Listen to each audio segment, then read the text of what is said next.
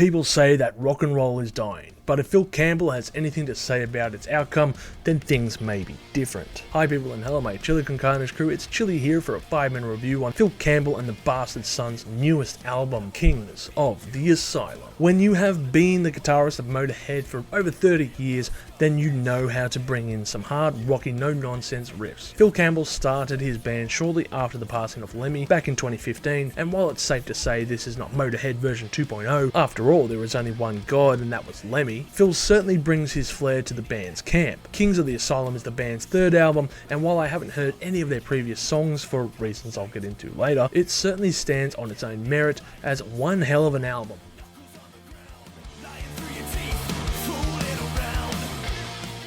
Phil Campbell's band, which is made up of his three sons, Dane, Todd and Tyler, performing drums, guitar and bass respectively, are teamed up with Joel Peters on vocals, who replaced Neil Starr, and the record itself is 11 tracks at just under 45 minutes in runtime. The music on offer is unapologetic hard rock, fused metal, and is gritty at times and fast paced on others. Songs like Walking in Circles, Too Much Is Never Enough and Schizophrenia show a whirlwind-like force as a flurry of riffs meet hard hitting drums, aided by terrific rhythm sections with Tyler's bass lines throughout each tune. Ghost was a pretty sick tune, and it really sounds like something that Megadeth would have written. The title track, King of the Asylum, is a dirty bluesy riff Latin tune that slowly lurches and of course has a different pace compared to the rest of the record. Maniac is a funny song in my opinion, which just blurts out obscenities over a simple rock tune.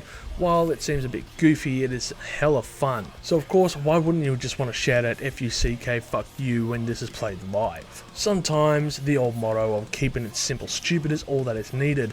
The songs aren't necessarily complicated and rarely do they venture over the 4-minute runtime, but this is the allure of the band. The Ramones had a distinct style with 3 riffs and 3-minute tracks and built a career of epic songs out of that. And the Bastard Sons are about that kind of motto.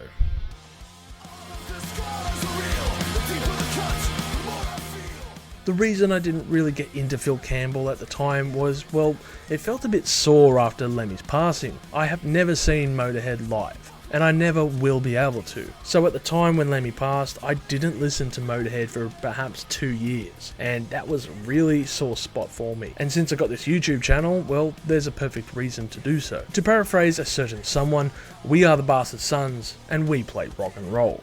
I think that this sums up Phil Campbell and his band. Overall, I'll be giving this album a score of 7 million chilies on the spicy scale, with my favourite songs being Too Much Is Never Enough, The Hunt and Maniac. People have said for years that rock and roll is dead or dying, and that's nothing new to hear.